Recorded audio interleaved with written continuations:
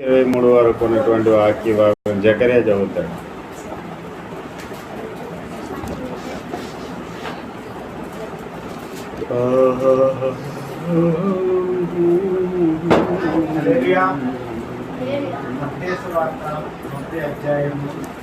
కొంచెం లేకండి పర్లేదు, కొంచెం లేచి చదవండి పర్వాలేదు, రెగ్యులర్ చదువు.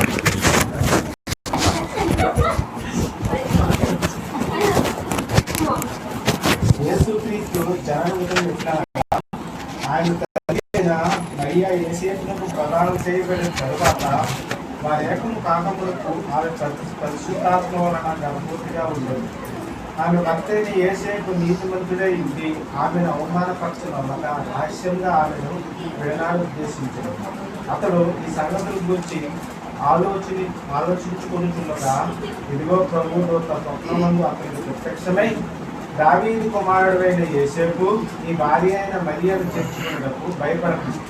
ఆమె గర్భము ధరించినది పరిశుద్ధాత్మ వలన కలిగినది. ఆమె కుమార్తె తనను తన ప్రజల వారి పాపముల నుండి ఆయనే రక్షించను కనుక ఆయనకు యేసు అని పేరు పెట్టెదవలెను. ఇదిగో కన్యక గర్భవతి కుమార్తె తనను ఆయనకు ఇమ్మానుయేలు పేరు పెట్టెదరు అని ప్రభు తన ప్రవక్త గారు పలికిన మాట నెరవేరినట్లు ఇది అంత్యం జరిగను. ఇమ్మానుయేలు పేరుకు భాషంతము దేవుడు మనకు తోడే ఉండదని అర్థం. చిన్న వాక్య భాగం దేవుడు. రెండవ లేఖన భాగంగా లూకా సువార్త 2వ అధ్యాయము, లూకా సువార్త 2వ అధ్యాయం 15వ వచనం నుండి 20వ వచనం వరకు ప్రభుదా చదువుతాడు.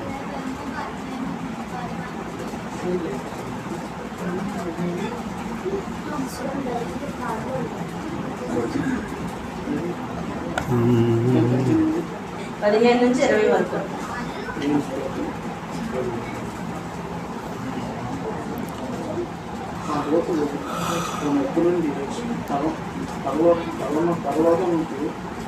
వెళ్ళిన తర్వాత ఆ గొర్రెల కాపులు జరిగిన ఈ కార్యము ప్రభు మనకు తెలియజేస్తున్నాడు. మనము ప్రతి వరకు వెళ్ళి చూస్తున్నాం. వెంటనే ఒకరితో ఒకరు చెప్పుకుని త్వరగా వెళ్ళి మరియను యేసేపును తొట్టులో పడుకుని ఉన్న శిష్యుని చూసి వారు చూసి ఈ శిష్యుని గురించి తమతో చెప్పబడిన మాటలు ఉపదేశం చేసి గొర్రెల కాపరులు తమతో చెప్పిన సంగతుల గురించి విన్నవారందరూ మిక్కిలి ఆశ్చర్యపడి, అయితే మరియు ఆ మాటలన్నీ తమ హృదయంలో తలపోసుకుంటూ భద్రత చేసుకుంది. అంతటా ఆ గొర్రెల కాపరులు తమతో చెప్పబడినట్లుగా తాము విన్నవాటిని కన్నవాటిని గురించి దేవుని వినియోగపరచుతూ స్తోత్రం చేస్తూ తిరిగి వెళ్ళి. దేవునికి స్తోత్రం. హల్లెలూయా. Happy Christmas. ఇది గృహ కూడిక లేక కుటుంబ క్రిస్మస్ కనుక మనమందరం కుటుంబంగా దేవుని వాక్యాన్ని వింటూ దేవుని సన్నిధిలో ఆనందిద్దాం. ఇక్కడ కేక్ కటింగ్ అని ఉందా? సిద్ధం చేస్తున్నా. దేవునికి స్తోత్రం. చిన్న ప్రార్థన చేసుకుని దైవవాక్యాన్ని మనం విందాం. అమ్మ కరుణమ్మ గారు సాక్ష్యం ఏమైనా చెప్తారా?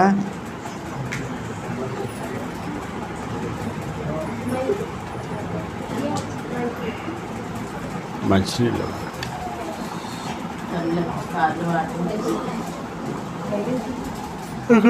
కిల్ల బొట్లు బాబా ఎంత పెద్ద ఎత్తలేండి. గ్లాస్ తీసుకో.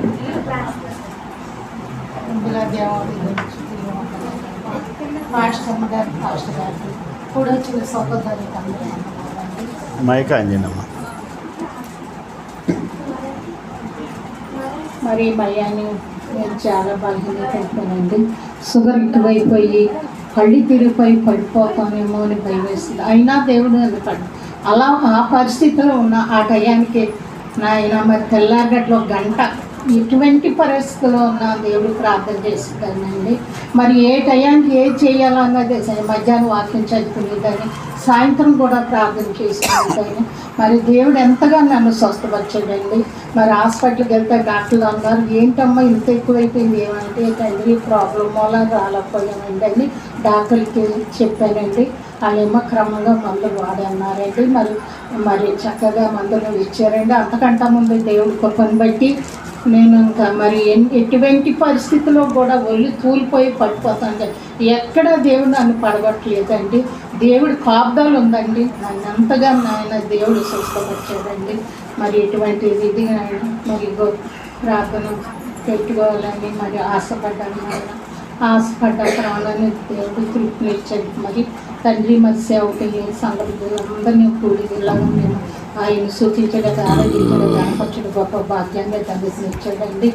ఆయన ఇచ్చిన భాగ్యాన్ని కడ వరకు కాపాడుకున్న బుద్ధి జ్ఞానం అది ఎట్టి ఇష్టం లేని నాలో నా కుటుంబంలో బిడ్డలు ఏమైనా తీసివేసి కడ వరకు విశ్వాసంగా నమ్మకంగా మేము దేవుడి పట్ల భయభక్తి కలిగి జీవించేలాగా దేవుడు ఎంతగా నాయన జీవించి ఆయన కొరకే జీవించేలా సహాయం చేయమని నేను ప్రార్థన చేస్తానండి.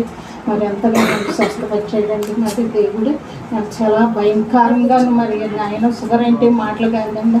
టిఫిన్ తినకుండానైతే 300, టిఫిన్ తిన్నాక 400 వచ్చిందండి ఆ షుగరు. దేవుడు ఎంతగా స్వస్థపరిచాడండి. మరి ఇంట్లోకి ఇలా రావడానికి దేవుడు ఎంత ఇచ్చాడు. మరి ఇది సన్నిచ్చి విగ్రహం చుట్టూ ఎప్పుడన్నా ప్రతి ఒక్కరి చుట్టూ దేవుడు కృపాకాలం అని శిరసాన్ని ఇప్పుడు కూడా వచ్చిన ప్రతి ఒక్క దేవుడిని కూడా పేరు పేరు దీవించి ఆశీర్వదించమని నా కుటుంబాన్ని కూడా నన్ను కూడా దీవించి ఆశిస్తాను. మీరు నా యొక్క రక్షకుడైన యేసుక్రీస్తు నామములో అడిగి వేడుకుంటున్నాం పరమ తండ్రి గారు. దేవునికి స్తోత్రం. ప్రార్థన చేద్దాం. హల్లెలూయా. పాస్టర్ గారు ప్రార్థన చేస్తారు. తర్వాత మన వాక్యాన్ని విందాం. దేవుని వాక్యం కొరకు ప్రార్థన చేస్తున్నాం. స్తోత్రం స్తోత్రం స్తోత్రం స్తోత్రం స్తోత్రం స్తోత్రం స్తోత్రం స్తోత్రం నాయన వాక్య స్వరూపంలో రాత్రికాల సమయంలో తండ్రి నాయన కుమార్త కరుణం గారు ఏర్పాటు చేసుకున్న యొక్క క్రిస్మస్ ఆరాధనలో తండ్రి ఇప్పటి వరకు పాటలు పాడి నిన్ను ఆరాధించడానికి మాకు చూపించారు. నీకు వందనాలు ప్రభా. తన కుటుంబ సభ్యులందరినీ ప్రభా నాయన నాన్న ప్రభా ఈ స్థలానికి తోడుకుని వచ్చినందుకు వందనాలు నాయనానికి స్తోత్రాలు ప్రభా. నీకు ఆశ్రమ వాక్యాలు ప్రకటిస్తుండగా మీ ప్రజలందరికీ అవసరమైన సందేశాన్ని మీరు పంపించమని అది ఆటంకములు యేసునామములో తొలగింపమని ఆజ్ఞాపిస్తూ యేసునామములో వేడుకొచ్చున్నాం ప్రభు తండ్రి. ఆమేన్. ఆమేన్. దేవునికి స్తోత్రం. లైవ్ ఆన్ చేసావు లైనా వస్తుందా, సౌండ్ వస్తుందా చూసారా? ఆడియో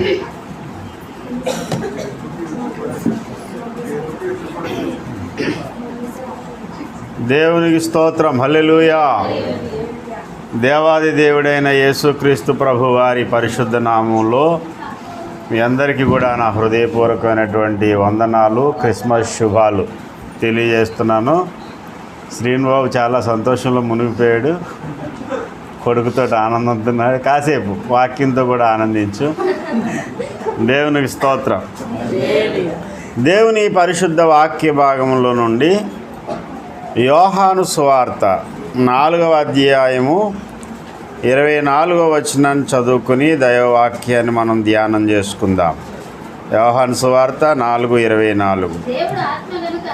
దేవుడు ఆత్మ గనుక ఆయనను ఆరాధించువారు ఆత్మతోనూ సత్యముతోనూ ఆరాధింపవలెనను. చిన్న ప్రార్థన చేద్దాం దేవుని సహాయం కొరకు. అందరూ నాతో పాటు ఏకీవించండి. ప్రభు మనతో మాట్లాడినట్లుగా మనం ప్రార్థన చేసుకుందాం. ప్రేమ కలిగిన మా ప్రియ ప్రభువా, పరిశుద్ధ రక్షకుడా, ఘనమైనటువంటి మా కన్న తండ్రి, నీకు వందనాలు. ఈ సమయంలో నీ దాసుడు నీ వాక్యమును బట్టి అయా తండ్రి నీ మాటను ప్రభా ప్రకటించడానికి సిద్ధపడుతుంటుండగా మీరే అద్భుతం చేయండి. మీ స్వరం వినిపించండి.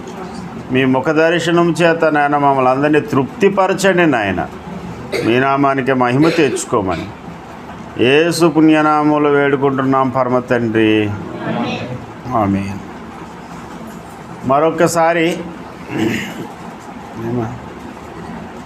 మరొకసారి ఈ కూటాన్ని ఏర్పాటు చేసుకున్నటువంటి జార్జి ప్రకాష్ గారికి, కరుణమ్మ గారి కుటుంబ సభ్యులందరికీ కూడా పేరు పేరున నా హృదయపూర్వకమైన క్రిస్మస్ శుభాలు తెలియజేస్తూ ఉన్నాను. దేవుడు ఈ క్రిస్మస్ పండుగ ద్వారా ఏ ఆశీర్వాదాల మూటను మనకి ఇవ్వాలని ఎదురు చూస్తున్నాడో ఆ సకల ఆశీర్వాదములతో మనమందరము నింపబడుదుముగాక. ప్రియమైనటువంటి దేవుని బిడ్డలారా, క్రైస్ట్ మాస్ అనే 2 పదాల కలయికలో నుండి క్రిస్మస్ అనేటువంటి పదం వచ్చింది. అసలు క్రిస్మస్ పండుగ చేయొచ్చా చేయకూడదా అనేది ఈ మధ్యకాలంలో అనవసరమైనటువంటి ఒక వాదము తెర మీదకు తీసుకొచ్చారు. క్రిస్మస్ పండుగ చేయొచ్చా అని అడిగే ఈయనే తన బర్త్డే మాత్రం చాలా ఘనంగా చేసుకుంటాడు. వీడు పుట్టడం వల్ల లోకానికి కలిసి వచ్చింది ఏమీ లేదు, వాడి కుటుంబానికి కలిసి వచ్చింది ఏమీ లేదు, కానీ వాడు పుట్టినందుకు మాత్రం చాలా సంతోషంగా పెద్ద కేక్ కట్ చేస్తాడు. మరి యేసు ప్రభు పుట్టాడు కనుక సంతోషించడం తప్పేంటి? సంతోషించమని బైబిల్లో ఉందా అంటే చాలాసార్లు ఉంది. సంతోషించండి, ఏడుపు మొహాలతో ఉండకండిరా నాయన అన్నాడు. ఓసారి చెప్తే అర్థం కాదు కాబట్టి ఆనందించండి, మరలా చెబుతాను ఆనందించండి. ఆనందంగా సంతోషంగా ఉండడమే క్రైస్ట్మస్ లేదా క్రిస్మస్ యొక్క ముఖ్య ఉద్దేశం. అసలు క్రిస్మస్ పండుగ అనే మాట ఉపయోగిస్తాం చాలాసార్లు. పండుగ అంటే అర్థం ఏంటి? పండుగ అనే మాటకు ఒకవేళ తెలుగు డిక్షనరీలో మీరు చూడండి, సంతోషం అని ఉంటుంది. పండుగ అంటే సంతోషం. మా ఇంట్లో పండుగ అండి అందరూ కాసేపు ఏడ్చి వెళ్ళిపోండి అని ఎవడని అంటాడా? అది ఏడ్చుకుంటూ కాసేపు ఉండండి మా ఇంట్లో అంటే అది పండుగే కాదు. పండుగ అంటే సంతోషం, ఆనందం. మరి సంతోషం రావాలంటే ఏం చేయాలి? పిండి వంటలు వండుకోవాలో లేకపోతే ఏమండి ఏదన్నా కాయగూర కాకుండా నాన్ వెజ్ వండుకోవాలో, పిండి వంటలు, కొత్త బట్టలు, ఒంటికి రంగు ఇంటికి రంగు, ఏమండి వీధిలో ఒక లైటు, ఇంట్లో ఒక లైటు, ఇంటి చుట్టూ లైట్లు, ఇన్ని ఎట్టుకుంటే కొంచెం సంతోషంగా అనిపిస్తుంది. నిజమే, పండగ ఆనందం అనేది ఉండాలి. ఆ ఆనందం మరీ కొంచెం హద్దులు దాటి తారాజోలేసి నేల మీద అండి నేలబారు భూచక్రాలు పెట్టి మందుగుడి సామాన్ని కాల్చి దాంతోపాటు ఈడో దెబ్బ మందు వేసేసి నాన్న రాగ్దాంతం చేసేస్తే అది పండగ కాదు, అది క్రైస్తవ సాంప్రదాయం కాదు. దేవుని యందు ఆనందించాలి, సంతోషించండి, మరలా చెబుతున్నాను సంతోషించండి అన్నాడే తప్ప విచ్చలవిడిగా అల్లరి చేయమని ఎక్కడా లేదు. ఆనందిస్తాం, సంతోషిస్తాం, బాజా భజంత్రీలు కొడతాం. అవసరమైతే పోయిన సంవత్సరం అంతకుముందు తీన్మారు డప్పులతో మారు మోగించేసాం కాకినాడలో. అయినా ఇవన్నీ ఎందుకు చేసామంటే హృదయం నిండా యేసయ్య పుట్టాడని సంతోషం ఉంది. యేసయ్య పుట్టాడని బాధపడేవాడు ఎవడున్నాడంటే ఇటు హెరోదు రాజు అయి ఉండాలి. ఏమంటే క్రైస్తవ సంఘాలలో సంఘ కాపుర్లలో కొంతమంది హెరోదు రాజులు ఉంటున్నారు. వీళ్ళు ఎలాంటి వాళ్ళు అంటే యేసయ్య పుట్టినందుకు హెరోదు రాజుకి చాలా కలవరం, వాడికి మనశ్శాంతి లేదు. యూదులకు రాజుగా పుట్టినవాడు ఎక్కడున్నాడు?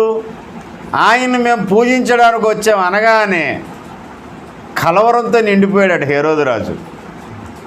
అలాగా ఈ రోజుల్లో కొంతమంది హెరోదులు తయారయ్యారు, క్రైస్తవ హెరోదులు. ఇల్లు క్రిస్మస్ పండుగ అంటే మనం చేసుకోకూడదని మనకు సంబంధం లేదు, చేసుకోవాలి. ఎందుకు చేసుకోవాలంటే ప్రభు మనల్ని తన కృపచేత నింపి గొప్ప రక్షకుడు మన కొరకు వచ్చాడు కనుక ఆయనను బట్టి మనం ఆనందిస్తున్నాం. మనం ఆనందించొద్దని దేవుడు ఎక్కడా చెప్పలేదు కాబట్టి ఆనందించవచ్చు, ఆనందించాలి. ఈ ఆనందించే ఈ శుభ గడియలో అనేక మంచి కార్యాలు కూడా మనం చేయాలి. అండ్ ఆనందించడం అంటే మనం కడుపు తినేయడమే కాదు. ఆకలితో ఉన్నవాడికి కొంచెం అన్నం పెట్టామనుకోండి క్రిస్మస్ సందర్భంగా, వాడి ఆకలి కూడా తీరుతుంది. సరే, ఇవన్నీ మనకు తెలుసున్న విషయాలే. నేను ప్రారంభంలోనే అన్నాను, క్రైస్ట్ మాస్ అనే 2 పదాల కలయికే క్రిస్మస్. మాస్ అంటే అర్థం ఏంటంటే ఆరాధన అని అర్థం. అంటే క్రీస్తును ఆరాధించుట. క్రైస్ట్ మాస్ అంటే మనం క్రీస్తుని ఏ రీతిగా ఆరాధించాలి అంటే ఆత్మతోనూ సత్యముతోనూ ఆయనను మనము ఆరాధించాలి అన్నాడు పరిశుద్ధ లేఖన భాగములో. చాలాసార్లు ఆరాధించండి ఆరాధించండి ఆరాధించండి అని మనం చెబుతాం. అసలు ఆరాధన అనే పదానికి అర్థం ఏంటంటే, ఆరాధన అంటే ఏంటి, దేవుని మాట వినుట లేక సంతోషపరుచుట అని అర్థం. పండుగ అంటే మనం సంతోషపడ్డం, ఆరాధన అంటే దేవుణ్ణి సంతోషపెట్టడం అన్నమాట. క్రిస్మస్ పండుగలో మనము దేవుణ్ణి సంతోషపెట్టాలి అంటే ఏ రీతిగా ఆరాధించాలి, ఏం చేస్తే ఆయన సంతోషపడతాడు, ఏ రీతైన కార్యక్రమాలు మనం చేపట్టాలి అంటే అసలు దేవుని ఆరాధించినటువంటి ఆరాధనలో లేక దేవుని సంతోషపరిచి దేవుని మాట విన్నటువంటి వారు ఒక నలుగురి క్రిస్మస్లు మీ ముందు నేను నలుగురి ఆరాధన మీ ముందు నేను వివరిస్తాను. ఆరాధన అనే మాట ఎక్కడి నుంచి వచ్చిందంటే మాస్ అనే మాటకు ఆరాధన అని అర్థం అని చెప్పాను. అంటే ఏ రీతిగా ఆరాధించాలి అంటే దేవుణ్ణి సంతోషపరచడమే ఆరాధన. పాటలు ఎందుకు పాడతామంటే దేవుణ్ణి సంతోషపెట్టడానికి. స్తుతి నైవేద్యాన్ని ఎందుకు అర్పిస్తాం దేవునికి అంటే దేవుణ్ణి సంతోషపెట్టడానికి. కానుకలు ఎందుకు అర్పిస్తామంటే దేవుణ్ణి సంతోషపరచడానికి. మనము సంతోషించాలి, క్రిస్మస్లో దేవుణ్ణి సంతోషపెట్టాలి. ఈ రెండు పనులు జరగాలి, అప్పుడే అది నిజమైన క్రిస్మస్ అవుతుంది. దేవునికి స్తోత్రం కలుగునుగా. మన ఊరికే సంతోషపడిపోయి చాలాసార్లు పాస్టర్ గారు ప్రాస కోసం రైమింగ్ కోసం అంటారు, ఇంటి మీద స్టారు ఇంటిలోనూ బారు. స్టార్ ఇంటి మీద ఏంటంట హ్యాపీ క్రిస్మస్ అని లోపల బారు పెట్టుకున్నాడు. అది దేవుణ్ణి సంతోషపెట్టడం అవదు. ఏదో నువ్వు సంతోషపడుతున్నాను అనుకుని నీకు నువ్వే గొయ్యదవ్వుకోవడం. త్రాగుడు అనేది ఎవడు కొమ్మవాడిని నరుక్కోవడం, కత్తించుకుని ఎవడ పీకవాడు కోసుకోవడం ఎలాగో ఈ త్రాగుడు అనేది కూడా అంతే. ఎంజాయ్ అంటూనే వాడు బ్రతుకును వాడే నాశనం చేసుకుంటాడు, వాడి ఆరోగ్యాన్ని వాడే చెడగొట్టుకుంటాడు. అది ఈ త్రాగుల్లో ఉన్నటువంటి పరమార్థం. త్రాగి ఏం చేసావయ్యా అంటే తాగొద్దండి సార్, ఎంజాయ్మెంట్ అండి, సంతోషం అంటే ఎందుకు సంతోషం నీకు? బిడ్డ పుట్టినందుకు సంతోషం, బిడ్డ పెరిగినందుకు సంతోషం, పెళ్ళి అయినందుకు సంతోషం. ఏమండి ఎన్నో కారణాలు చెబుతాడు సంతోషించడానికి. మరి ఏ సంతోషం లేదు కదరా, ఎందుకు నాయన అంటే విచారం ఎక్కువైపోయింది సార్, బాధ తట్టుకోలేక వెళ్ళి వేసేసానండి. సరే బాధ కూడా లేదు కదా, మరి ఎందుకు తాగావంటే అంటాడు ఒళ్ళు నొప్పులు సార్. అదే ఒళ్ళు నొప్పులు కూడా లేవు కదా, ఎందుకు తాగేవరా అంటే అంటాడు రోజు తాగిన కదండి, అలవాటు అయిపోయింది కదా, ఇప్పుడు చుక్క అయిపోతే బండి నడవదు. ఏదో వంక తాగడం వల్ల కలిసి వచ్చేది ఏంట్రా అంటే ఫస్ట్ కలిసి వచ్చేది ఏంటంటే రోగాలు. ఒకడు పరిగెత్తుకుంటూ వెళ్తున్నాడంట, ఒక పుస్తకంలో చదివిన కదా, నా సొంతది ఏం కాదు అది. పరిగెడుతూ ఉన్నాడు, ఆవేశపడిపోతూ ఉన్నాడు, దగ్గుతూ ఉన్నాడు.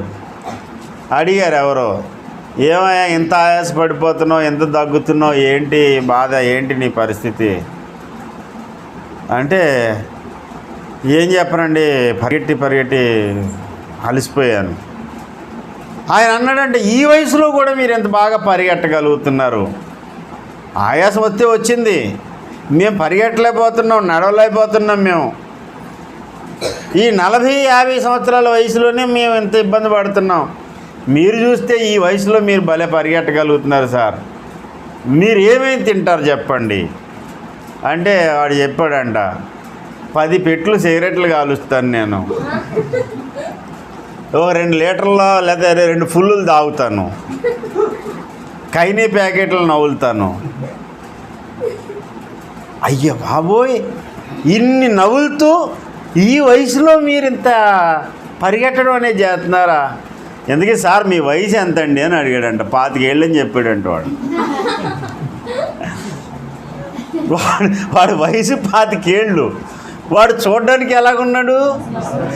ముసలి మొహం వచ్చేసింది, ముసలి రూపు వచ్చేసింది వాడికి. అండ్ ఇప్పుడు నాతో పాటు చదువుకున్న చాలామంది నా స్నేహితులు, ఐటీఐలో ఫ్రెండ్స్ కొంతమంది, ఇలా చాలామంది ఫ్రెండ్స్ ఉన్నారు. వాళ్ళు కనిపించినప్పుడు వాళ్ళ తాతల్లాగా ఉన్నారు, నా తండ్రి వయసులో ఉన్నట్టున్నారు. మొన్న ఒక స్నేహితుడు కనిపించాడు. వాడు ఎప్పుడూ చైన్ స్మోకింగ్, ఇంకా ఈ సిగరెట్ ఆగిపోతే ఆ సిగరెట్. మొన్న ఒకసారి అడిగాను, ఏరా బాబు ఇలాగైపోయేంటి, రూపం ఏంటి ఇలాగైపోయింది ఏంటంటే, మరి అవదా రైలు బండిలాగా వచ్చేస్తానది పొగేట్లోంచి. అంటే పనికి మాలిన చెడు వ్యసనాల్లో సంతోషం ఉందని అనుకుంటూ తన గొయ్యను తానే తవ్వుకోవడమే తప్ప దీనివల్ల ఎవ్వడికి కూడా ఒక్క దమ్మిడి ప్రయోజనం ఉండదండి. నేను చెడు వ్యసనాలన్నీ మానేశానండి అంటే లోకానికేం సంతోషం కాదు, ముందు నీకే సంతోషం. మొదట ధనం ఆదా అవుతుంది, 2 ఆరోగ్యం కలిసి వస్తుంది. నువ్వు ఆరోగ్యంగా ఉంటావు, ధనం కలిసి వస్తుంది.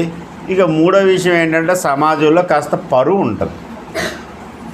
ఏంటి పలానా ఆయన పలానా చోట తాగేసి పడిపోయాడు అనగానే ఎంత గొప్పడని అంటారా ఎవడన్నా? ఈ తాగుడు అలవాటు ఉన్న తాగుమోతాడు కూడా అలకాలం చేస్తాడా, పడిపెట్టడు, అవుట్ అయిపోయాడు అంటారా లేదా? అవునా కదా? మా అన్నయ్య చనిపోయాడు కదా, అన్నయ్య వాడు ఎలా సరదాగా నేర్చుకుని దానిలో బానిస అయిపోయాడు. వాడికి సువార్త చెప్పి అది చెప్తే కొన్ని రోజులు మానేసాడండి. మానేసిన తర్వాత మాటికి అన్నాడు, అటు తాగుపోతే అది వాళ్ళు అందరూ. ఈడే తాగుపోతాడు అసలు. పొద్దుడు మొహం కడుక్కోకముందే వేసేసేవాడు. అలాంటి వాడు 4 రోజులు మానేగానే ఏమన్నాడు, తాగుపోతే అది తాగడానికి ఎవరికి ఇష్టం ఉండదు. తాగివాడిని అడుగుతాం, బాబు తాగుతున్నావు కదా నీకేమన్నా తీగా ఉంటుందా? నేను ఫస్ట్లో తెలియకంటేటి తాకముందని కాదండి బాబు, ఊరికి నేను తెలియనప్పుడు అడిగాను, తాగుమోతుండి అడిగాను, అది తాగుతున్నావు కదా అది టేస్ట్ ఎలా ఉంటుంది, తీగా ఉంటుందా అని అడిగాను. ఏం తీగా ఉంటుందండి బాబా, దాని వాసన మాకే గిట్టదు సార్ అన్నాడు. వాసన గిట్టదు కానీ నిన్న ఒక అబ్బాయి చచ్చిపోయాడు మన సంఘంలో, తాళరేవు సంఘంలో సుధారాణి అని ఉంటుంది. వాళ్ళ బావగారు పెద్ద వయసే ఉండదు, అంత అయితే ఓ 35 సంవత్సరాలు ఉంటాయేమో. పొద్దున్నుంచి పాపం తాగుడు.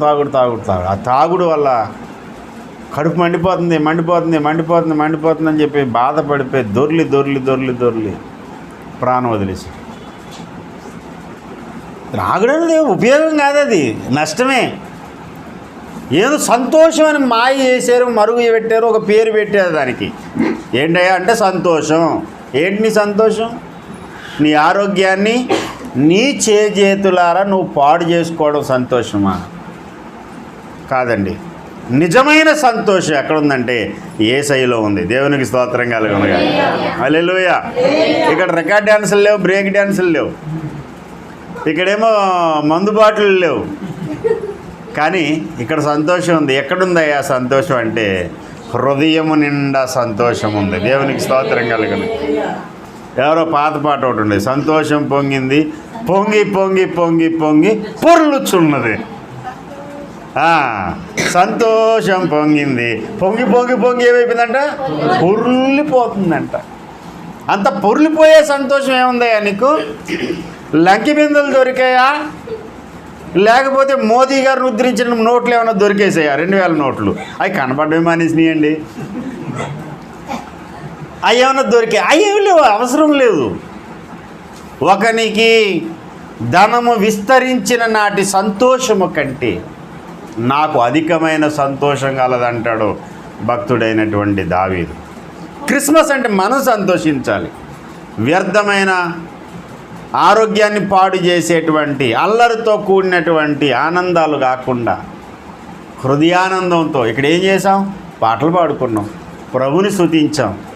అంటే ఒకేసారి కుటుంబం అందరూ కలిశారు.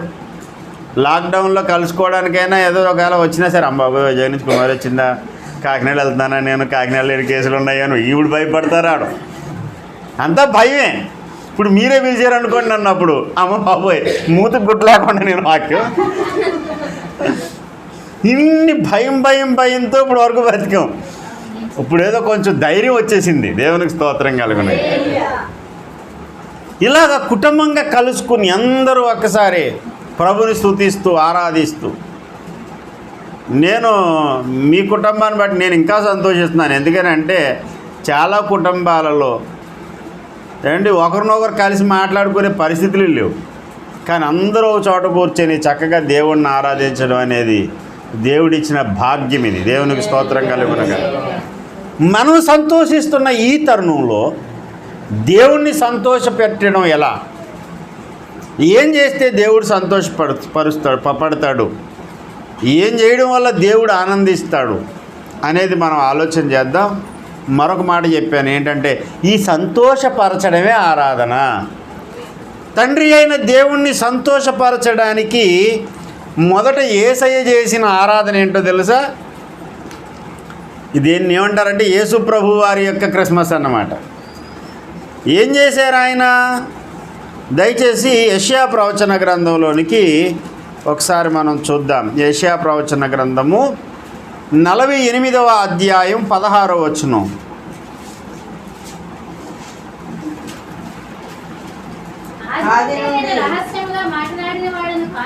ఆది నుండి నేను రహస్యంగా మాట్లాడిన వాడను కాను,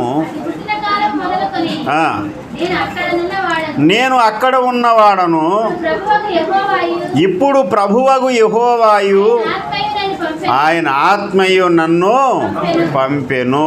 దేవునికి స్తోత్రం కలుగునుగా.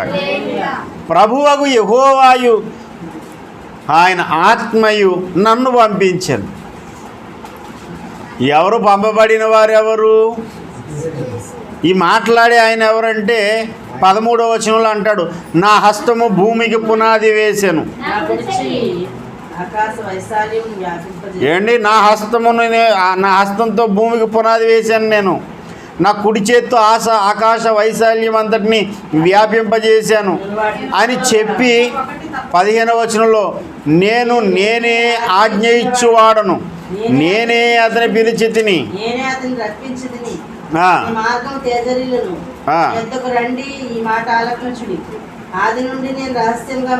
ఎవరండి ఆజ్ఞాపించేవాడు, భూమి ఆకాశాలు చేసేవాడు యెహోవా దేవుడా అంటే యెహోవా దేవుడు కాదు. ఇక్కడ మళ్ళీ ఏమంటాడు? యెహోవాయు ఆయన ఆత్మయు నన్ను పంపించారు. ఈ థర్డ్ పర్సన్ ఎవరు? యెహోవా దేవుడు ఉన్నారు, ఆయన ఆత్మగారు ఉన్నారు. ఇప్పుడు వాళ్ళిద్దరూ కలిపట ఈయన పంపించారట. అంటే దేవునిలో ఉన్న త్రిత్వం ఇక్కడ కళ్ళున్నవాడు ప్రతి ఒక్కడికి కనిపిస్తుంది. తండ్రి అయిన దేవుడు, పరిశుద్ధాత్మ దేవుడు, యేసుక్రీస్తు ప్రభు వారిని లోకానికి పంపించారు. మరి ముగ్గురు దేవుళ్ళా సార్? ఈ క్రైస్తవులతో అదే వచ్చిందండి తిరకాసు. ఒక దేవుడే అంటారు, ముగ్గురు పేర్లు చెబుతారు. ముగ్గురా ఒక్కడా అంటే ఒక్కడే. మరి ఒక్కడే అన్నప్పుడు ముగ్గురు అంటావేంటే? ఒకరన్నా ముగ్గురన్నా అనాలి అని కోప్పడేటువంటి వాళ్ళు ఉంటారు. నిన్ను కదరా నాయన, అలా కోప్పడే వాళ్ళు. ఇప్పుడు మనిషి బాబు, మనిషిలో 3 భాగాలు, అవునా కదా? బయట కనిపించేది శరీరం, ఇది బండి నడిపించే ఇంజిన్ ఎవరు? ఆత్మ. అర్థమైందా? పైన శరీరం, లోపలే ఉంది ఆత్మ ఉంది. రెండింటిని కలిపి ముడేసే ప్రాణం. ప్రాణం పోయిందంటే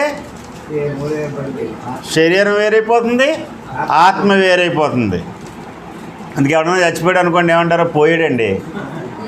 మరి పోయాడంటే ఆడి బాడీ ఇక్కడే ఉంది కదా, అంటే బాడీ ఉంది, లోపల ఉన్న ఆత్మ వెళ్ళిపోయింది. అది ఇద్దరు ఒకడా?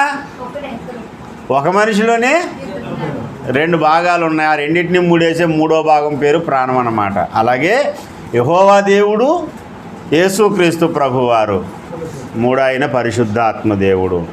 ఇప్పుడు తండ్రి అయిన దేవుడు యెహోవా దేవుడుని పరిశుద్ధాత్మ దేవుడు ఇద్దరు కలిపట ఈయన పంపించారట. ఎవరిని?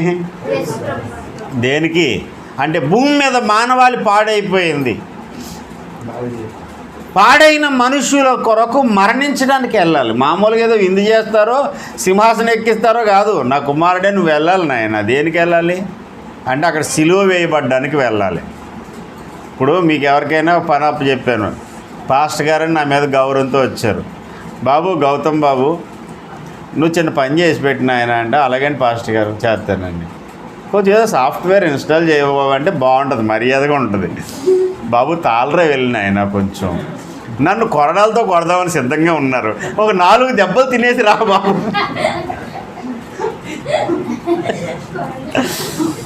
అప్పుడు ఏమంటాడంటే నాకు బాగా పని ఉందండి, మా మాయ వద్దండి అని జకర్యాని పంపిస్తాడు.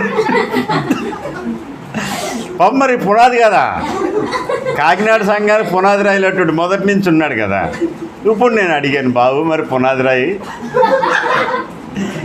నన్ను 10 దెబ్బలు కొడతానన్నారయ్యా, కనీసం 4 దెబ్బలు తినేసి రా బాబు అంటే వెళ్తావా? మా మటన్ కన్నా వెళ్తానయ్యా. ఎవడు వెళ్తాడండి దెబ్బలు తినడానికి? ఇంకొక మారుద్దాం, ప్లేట్ కొంచెం మారుద్దాం. బాబు ఇప్పుడు నాకు మంచి దమ్ బిర్యానీ, హైదరాబాద్ బిర్యానీ తయారు చేసి పెట్టారయ్యా, నేను తినడానికి నాకు ఓపిక లేదు. జకరియా కొంచెం ఏమన్నా వెళ్ళగలవా అంటే ఏమంటాడు?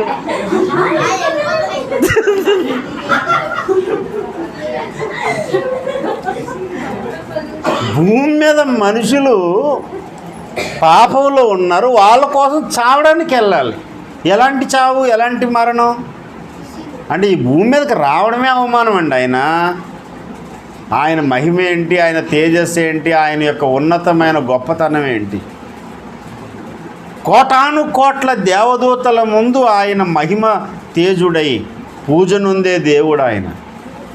అలాంటి గొప్ప ఆయన్ని అసలు ఎవడైనా తప్పు చేస్తే తొక్కదేస్తాను జాగ్రత్త అనేవాడు. యేసుప్రభు గారు అంటే మామూలు వ్యక్తి కాదు.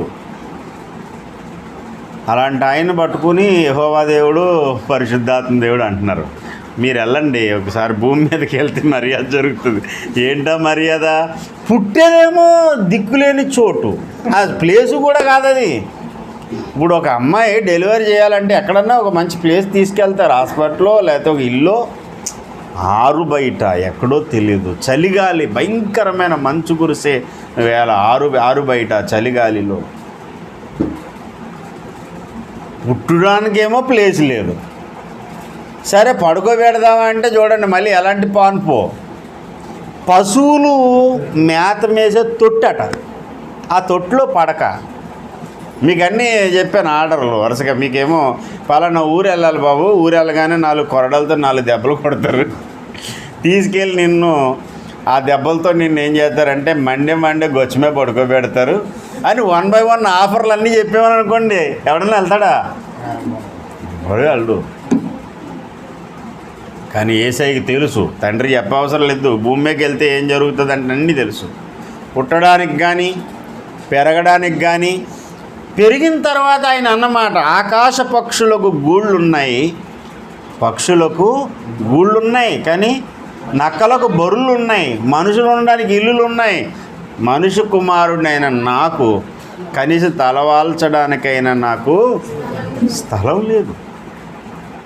అంటే ఎలాంటి జీవితం అంటే కటిక బీదరకంలో బ్రతకాలి. సరే బీదరకంలో ఉందామండి, తర్వాత ఏం చేస్తారంటే అన్యాయమైన చెడ్డ మాటలల్లా తిట్లన్నీ తిడతారు, అవన్నీ పడాలి. పిడుగుద్దులు గుద్దుతారు, వెంట్రుకలు పెరుగుతారు, అవన్నీ భరించాలి. ఇవన్నీ తెలిసి తెలిసి తెలిసి తండ్రి సంతోషపడాలి కదా. తండ్రి నీకు సంతోషం కలిగించే పని నేను చేస్తాను అని దేవునితో పాటు సమానముగా ఉండుట విడిచిపెట్టకూడని భాగ్యమని అనుకోకుండా ఆ సింహాసనము దిగి ఈ మట్టి లోకానికి వచ్చాడు. ఎందుకు? యెహోవా దేవుణ్ణి సంతోషపరచడానికి. దేవునికి స్తోత్రం కలుగునుగాక.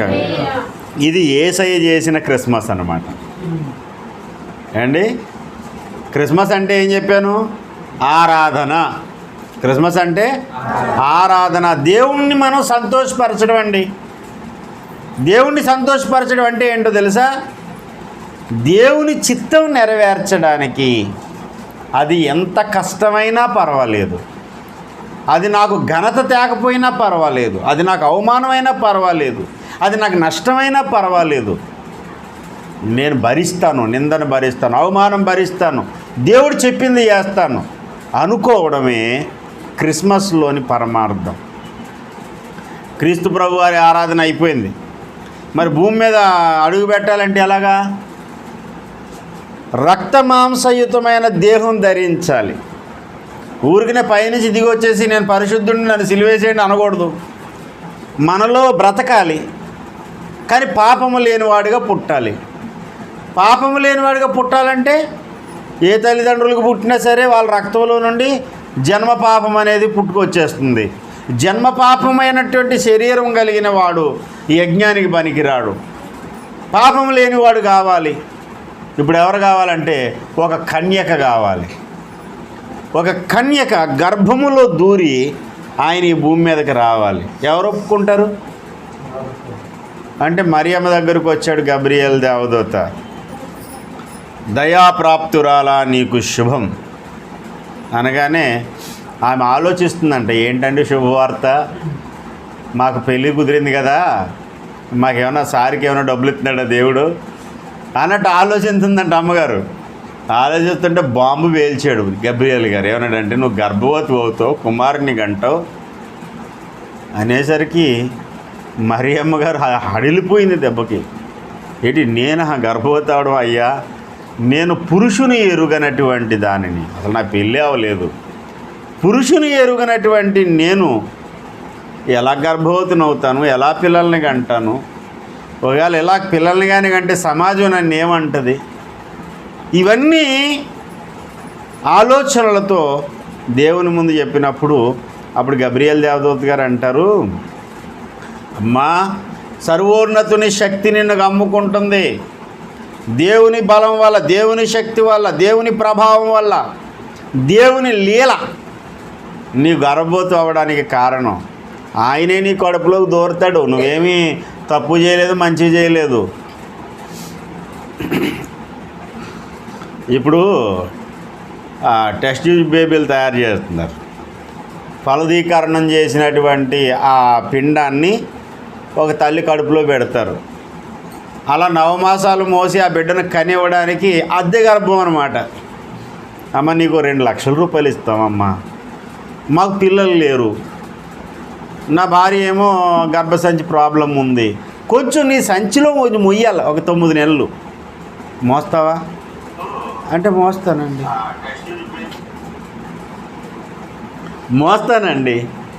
మరి మోయడానికి ఎంత అంటే ఎంతో కొంత, ఒక 2 లక్షలు 3 లక్షలు.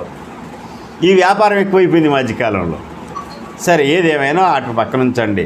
అలాగా ఒక పిండాన్ని దేవుడే తయారు చేసి మరియమ్మ కడుపులో పెట్టాడు. అసలు ఫస్ట్ టెస్ట్ ట్యూబ్ బేబీ ఎవరంటే యేసయ్యే అండి. అమ్మ కడుపులో ఎదిగాడు, 9 మాసాలు మోసింది మరియమ్మ తల్లి. ఇదంతా ఎలా ఒప్పుకుందామే అంటే లోక నిందకు భయపడలేదు. లోకం నన్ను నిందిస్తుందేమో. ఈ రోజులో చాలామంది యేసుప్రభు అంటే ఇష్టమే, కానీ ఎందుకు రాలేరు చెప్పనా? బాబాయ్ మతం మారిపోయాడని అంటారేమో, నువ్వు దిగిపోయావా అంటారేమో. ఈ మధ్యకాలంలో కొంతమంది అంటారు కదా, నువ్వు దిగిపోయావా, అదేదో మహాపాపం చేసినట్టు. ఇప్పుడు కొత్తగా ఏదన్నా దేవుడిని నమ్ముకున్నారనుకోండి, కొత్త దేవుడిని కనిపెట్టి మళ్ళీ కొత్త దేవుడిని కనిపెట్టి నమ్ముకున్నారనుకోండి, ఏంటి నువ్వు ఆ కొత్త దేవుడిని కనిపెట్టుకుని అందులోకి వెళ్ళావా అని అనరు. ఆవిడ కొత్త దేవుడట, ముక్కుతో గాలి కాకుండా కింద నుంచి గాలి తీసుకుంటాడట. నిజమమ్మా, గాలి నిజంగా తీసుకోడు. నేను అడిగాను, కింద నుంచి గాలి తీసుకోవడం ఏంటి సార్? ఊపిరితిత్తులు ఎక్కడున్నాయి, శ్వాసనాళాలు ఎక్కడున్నాయి, కొంచెం ఆలోచన లేదా మీకు ఎలా తెలిసిందండి అని అడిగాను. నేను ఊరికి వదిలేను కదా.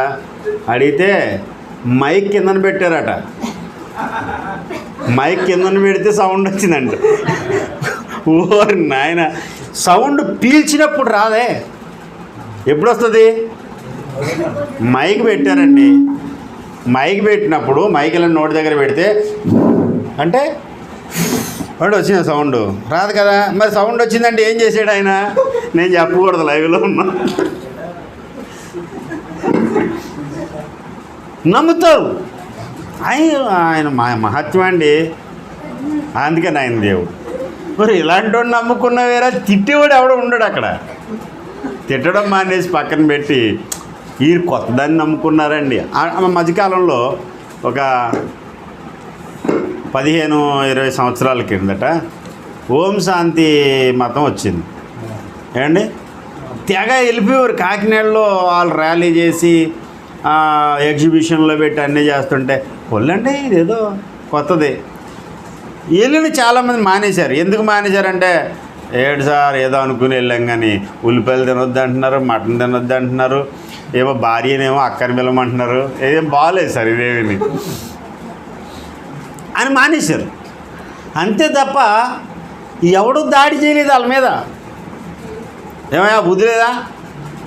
అలాంటి కొత్త కొత్త మతాల్లోకి వెళ్తున్నారు మీరు. మన సంస్కృతి ఏంటి, మన సాంప్రదాయం ఏంటి అన్నాడు ఎవడన్నానా? ఎవడ అండు. అసలు యేసుప్రభు వద్దు సార్, నాకు బుద్ధుడు బాగున్నాడు సార్, హుసేన్ సాగర్లో ఆయన నిలబెట్టారు చూడండి, ఆయనలాగే నేను తయారవుతానని ఈడు కూడా ఆయనలాగే తయారైనా సరే ఎవడేం మాట్లాడు. నువ్వు బుద్ధుడు నమ్మడం ఏంటి, బుద్ధి లేదా నీకు అని అనరు. కానీ యేసుప్రభుని నమ్మితే మాత్రం ఎక్కడ లేని కోపం. ఇలా చాలామంది యేసు ప్రభు దగ్గరికి రాకపోవడానికి కారణం ఏంటంటే లోక నిందకు భయపడి. ఎవరు ఏదో అంటారు నన్ను, నేను చెబుతున్నాను, నీకు ఒక సత్యం తెలిసిన తర్వాత, నీకు సత్యదేవుడు అర్థమైన తర్వాత లోక నిందకు భయపడితే. అందరూ ఒక ఆయన్ని అడిగాను, ఏమయ్యా చర్చికి రమ్మంటే రావేంటంటే మా ఫ్రెండ్స్ అందరూ వేళకోళం చేస్తారండి. ఏం లేదండి, మొన్నటి వరకు అలా తిరిగాను కదా వాళ్ళతో పాటు, ఇప్పుడు నేను బైబిల్ పట్టుకుని వెళ్తున్నాను అనుకోండి ఏమంటారు? అందుకని భార్యతోనో పిల్లలతోనో బైబిల్ పంపేసి వెనకాల వచ్చే మహానుభావులు ఉన్నారు. అలా కాదండి, పట్టుకోండి బైబిల్, పట్టుకుని ధైర్యంగా నడిచిరండి ఆనందంగా. ఏంటి చేతితో బాటిల్ పట్టుకుని నడుతున్నారు. బాటిల్ ఎవరో ఆడోళ్ళమ్మా, ఆడోళ్ళు. మన లైన్లో పెట్టాడు కదా బారుల దగ్గర, వైన్ షాపుల దగ్గర. టీవీ ఇంటర్వ్యూకి తీసుకొచ్చారు, టీవీలోకి పెట్టేశారు ఆవిడ్ని. ఆ యాంకర్ వెళ్ళి అడుగుతున్నాడు, ఏంటంటే తప్పేంటి, మగోళ్ళు తాగట్లేదా, మగోళ్ళు తెచ్చుకోవట్లేదా? మేము తెచ్చుకున్నాం. పాపం జగనన్న మంచిగా డబ్బులు ఇచ్చాడంట. ఒక ఆవిడ వచ్చేసింది బ్యాగ్ కట్టుకుని, 2250 రూపాయల ఎంత ఇస్తున్నాడు అన్నయ్య. ఆ ఎంతగానో వచ్చేసింది బుడ్ల కోసం. మరి ఏం చేయాలి మరి? యాంకర్ అడుగుతున్నాడు, ఏంటమ్మా నువ్వు ఆడదాని అంటే, నా కోసం కాదు బాబు, మా ఇంటికాడ మా ఆయన కూడా ఉన్నాడు కదా. మళ్ళీ కంపెనీ అనమాట, ఇద్దరు కలిసి తాగుతారు. తాగడానికి వెళ్ళేవాడు, బాటిల్ పట్టుకునేవాడు, సిగరెట్లు పెట్టుకుని తిరిగేవాడు, ఆడికి సిగ్గు లేదు. బైబిల్ పట్టుకునేవాడు, నీకు సిగ్గేటాయా? ఇదేమన్నా చెడు పుస్తకమా? చెడిపోయిన వాడిని బాగు చేసే పుస్తకం ఇది. లోక నిందకు భయపడొద్దు. ఎవడో ఏదో అంటాడు అనుకుని దేవుని దగ్గర రాకుండా వెనక్కి వెళ్ళిపోయేవాడు ఎప్పటికీ వాడి జీవితంలో దేవునికి సంతోషం కలిగించలేడు. ఒక ఆడపిల్ల, పెళ్లి కాలేని అమ్మాయి ఈ రోజుల్లో లేచింది మహిళా లోకం అని చెప్పి ఏంటి ఆడవాళ్ళు రోడ్డు మీదకి వచ్చిన రోజులు ఇవి. ఆ రోజుల్లో మరి ఆడవాళ్ళు రోడ్డు మీదకి వచ్చి మాట్లాడే రోజులు అవి.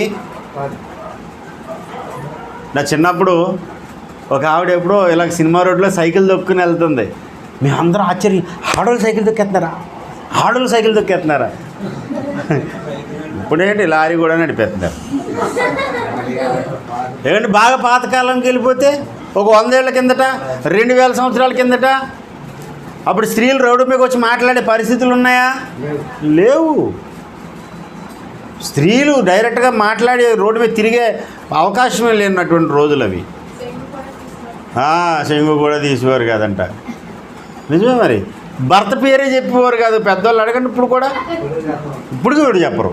భర్త పేరు చెప్పమంటే వాళ్ళండి ఎవరో ఆ ముసలోళ్ళు చెప్పరు, ఇప్పుడు వాళ్ళు చెప్తారా? చెప్పరు, మానేస్తారా? అలా అంటారు. అందంగానా? అందంగా మళ్ళీ అలా అనడం కూడా ఫ్యాషన్ అంట. అందంగా ఏరా అని పిలుచుకోవడం భర్తని. ఎంత దౌర్భాగ్యం వచ్చి పడిందండి. అలాంటి కఠినమైన రోజుల్లో మరియమ్మ గారు అన్నది, ఇదిగో ప్రభు దాసురాలను, నీ మాట చొప్పున నాకు జరుగునుగా. దేవుని దాసురాలనయ్యా, ఆయన మాట ఆయన చెప్పారు కదా, రైట్, ఆయన చెప్పినట్టు జరుగునుగాక.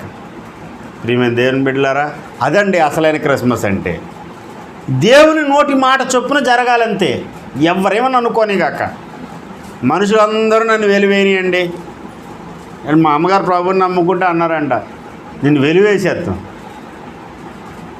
నేను ఇంటర్ కాస్ట్ మ్యారేజ్ చేసుకుంటానంటే కొంతమంది నన్ను అన్నారు, కులంలోంచి వెలివేయవలసి వస్తుంది, మిమ్మల్ని నేను వెలివేసేసానని చెప్పాను. మీరు నన్ను వెలివేసేదేట్రా, నేనే మిమ్మల్ని వెలివేసేసాను. అయ్యగారు చాలాసార్లు అంటుంటారు, అంటరాని వాడు ఎవడయ్యా అంటే నా వెంట రానివాడు అని.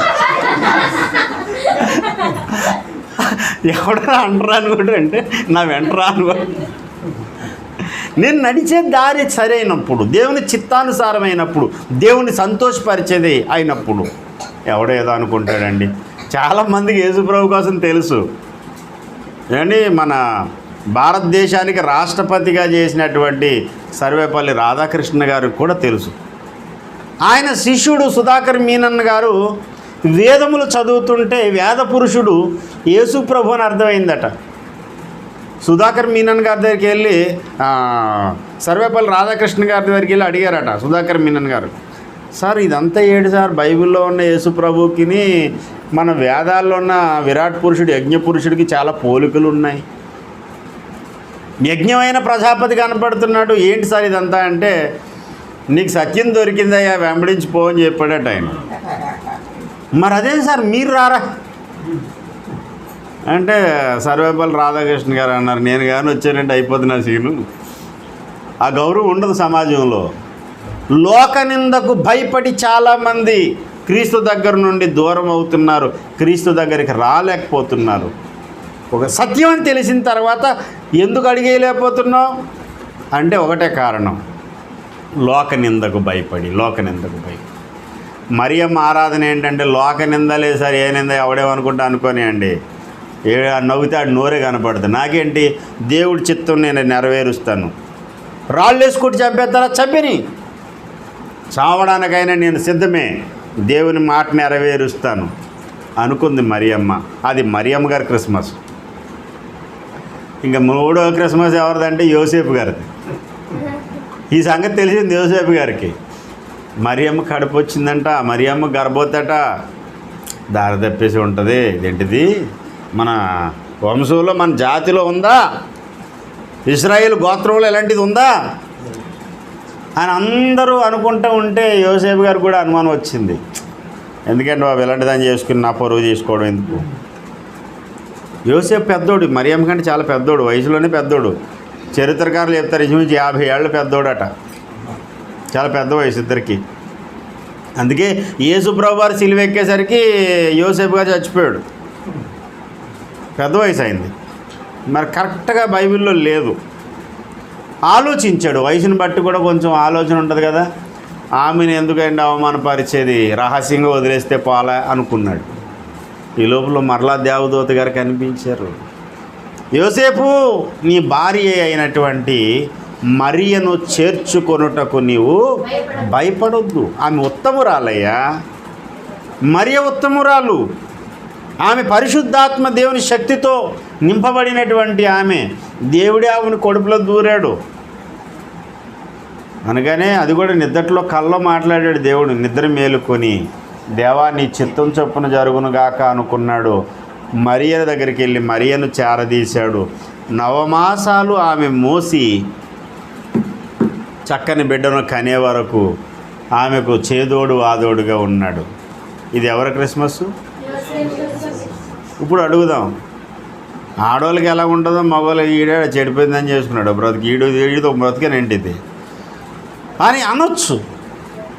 ఎవరేమన్నా అనుకోని సార్, లోకమంతటికి నేను ఒక మైక్ ఎట్టి మెగాఫోన్ పెట్టి లేకపోతే డీజే సౌండ్స్ పెట్టి నేను చెప్తాను అనుకోలేదు. ఎవరిని నమ్మినా నమ్మకపోయినా దేవుడు చెప్పాడు కదా నేను నమ్మాను అంతే అనుకుని మరియని చేర్చుకున్నాడు. అంటే దేవుడు ఒక మాట చెప్పినప్పుడు అది నీవు పాటించడానికి అవకాశం లేకపోయినా సరే, దానికి లోబడ్డానికి ఎన్నో ఆటంకాలు ఉన్నప్పటికీ కూడా సంతోషంగా లోబడ్డానికి సిద్ధపడతావు చూడు, అదే క్రిస్మస్. దేవునికి స్తోత్రం కలుగును. మరి ఎలా లోబడాలి సార్? ఎలా లోబడాలంటే లోబడదాం కానండి, చూద్దాం సార్, కొంచెం టైం తీసుకుందాం. ఇప్పుడు ఏంటంటే అంటే ఎలాగ సార్? ఇప్పుడు ఏదో చెప్పారు మారిపోమంటే ఇప్పుడు ఎలా మారిపోతాం చెప్పండి? నిదానంగా. లారీ వెనకాల చూడలేదు అమ్మా, లారీ వెనకాల ఉంది కదా, ఏమన్నది? నిదానమే ప్రధానం. ఇప్పుడు మారిపోమంటే ఎలా మారిపోతాం? నిదానంగా మారదాం.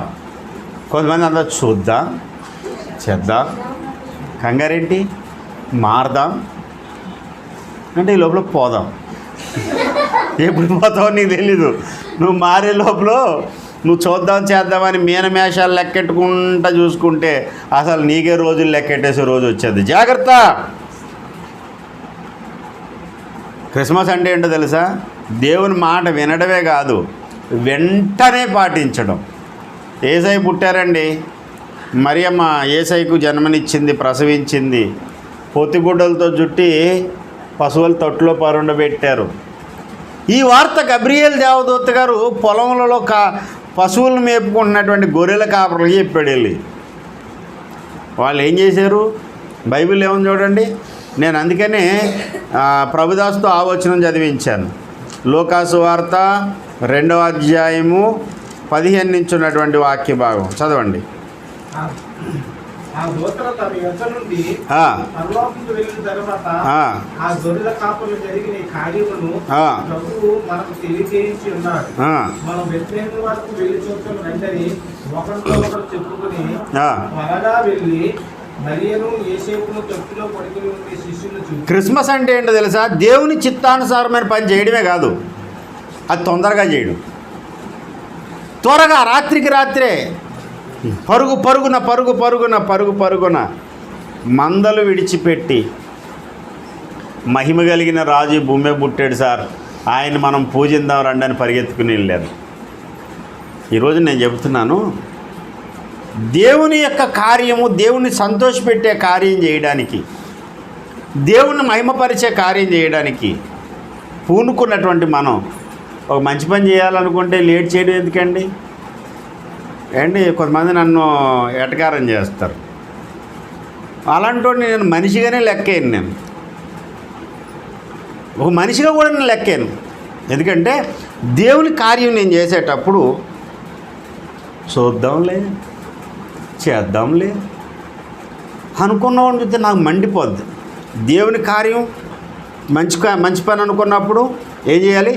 త్వరగా, తొందర, ఇంకా అసలు ఆలస్యం వద్దు, ఇంకా నిమిషాల్లో పరిగెత్తడమే, ఇంకా చేసి తీరాలంతే. నిద్ర లేకపోతే ఎలాగా? నీరసం వస్తే ఎలాగా?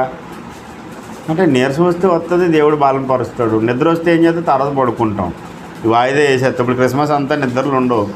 అప్పుడు జనవరి పోస్ట్ అయిపోయిన తర్వాత మళ్ళీ వెంటనే మళ్ళీ నూతన సంవత్సర ఆరాధన కోటాలు ఉంటాయి. అవన్నీ అయిపోయిన తర్వాత అప్పుడు 2 రోజులు శుభ్రంగా నిద్రపోదామండి. చూద్దాం, నిద్రపోవడానికి తర్వాత చూద్దాం. మంచి కార్యం చేయడానికి ఏం చేయాలి? తొందరపడాలి. నేను జాగు చేసేవాడిని తిట్టేవాడిని, జాగు చేస్తారు. దేవుని కార్యం చేయడానికి జాగు ఏంటి అసలు? అంటే ఒకటి నా మీద సెటార్లు.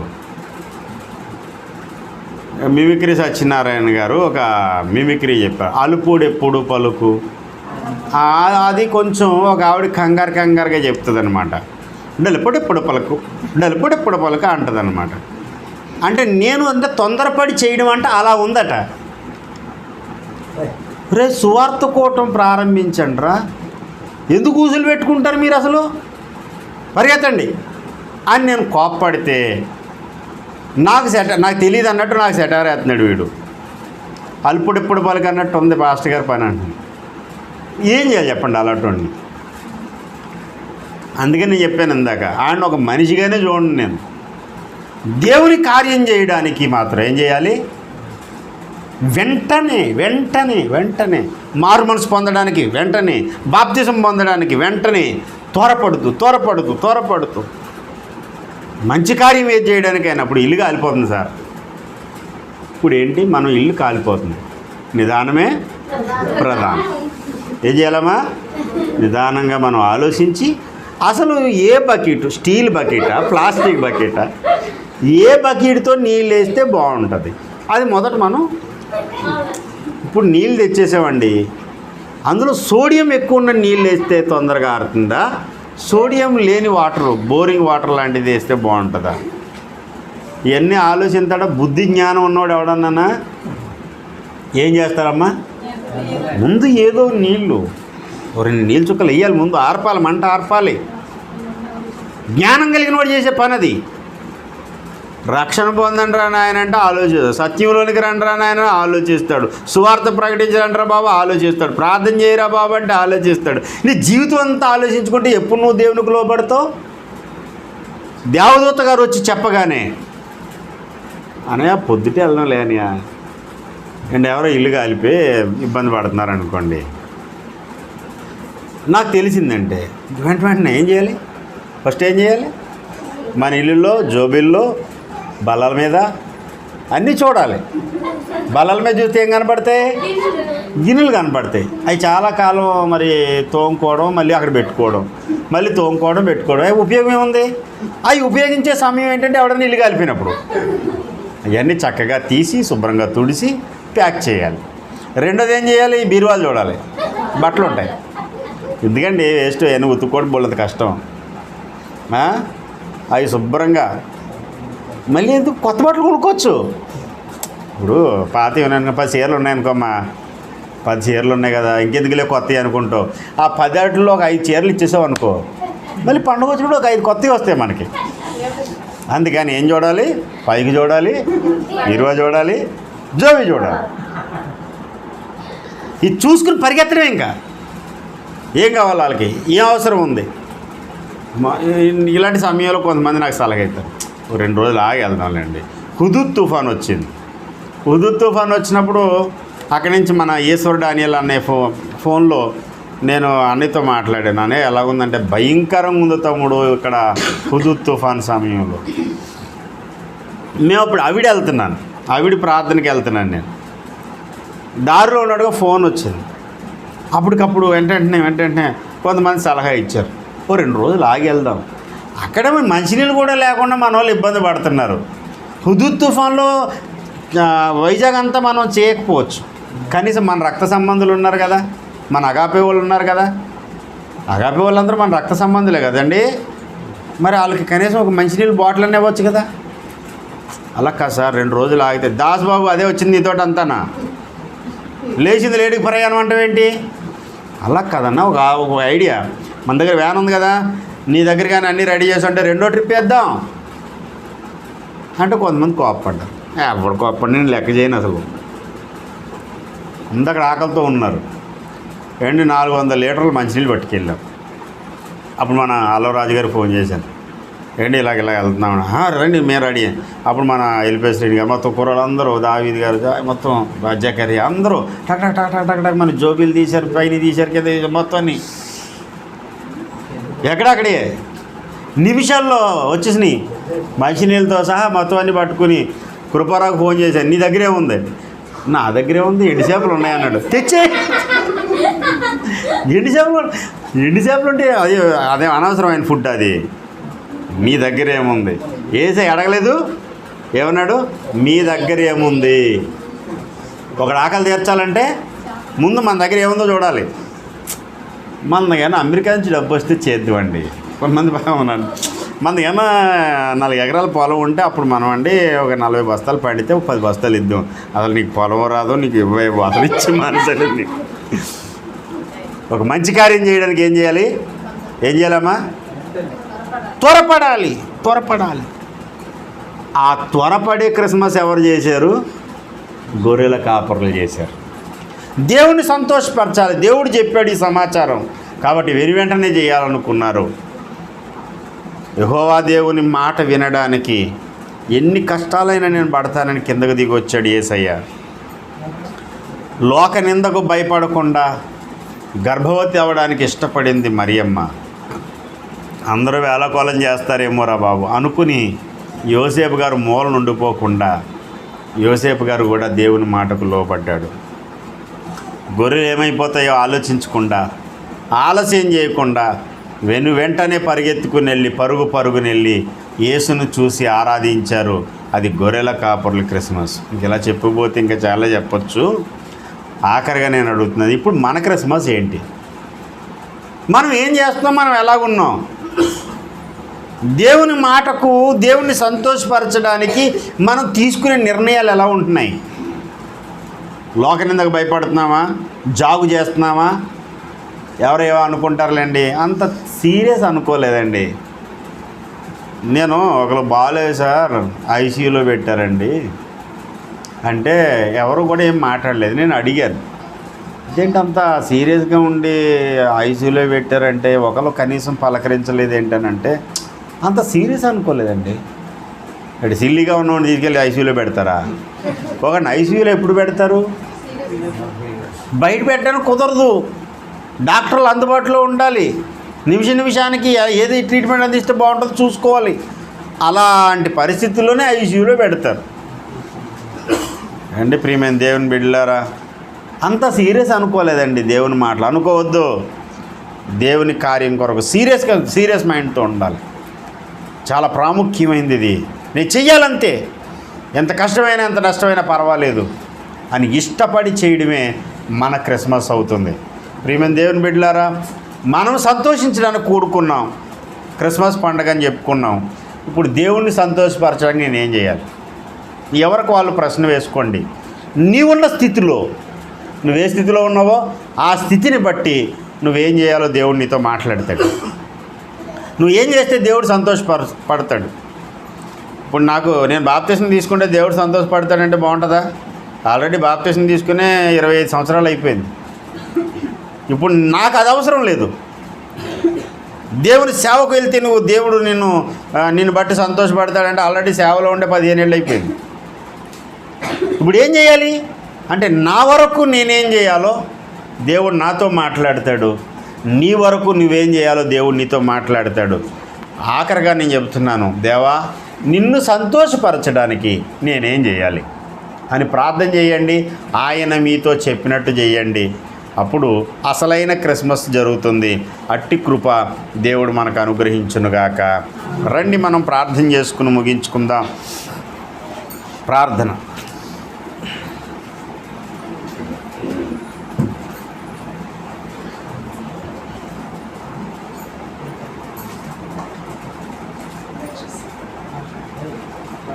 ప్రేమ కలిగినటువంటి మా తండ్రి, పరిశుద్ధుడు అయిన రాజా, నీ ఘనమైన గొప్ప నామానికి వేలాది స్తోత్రాలు.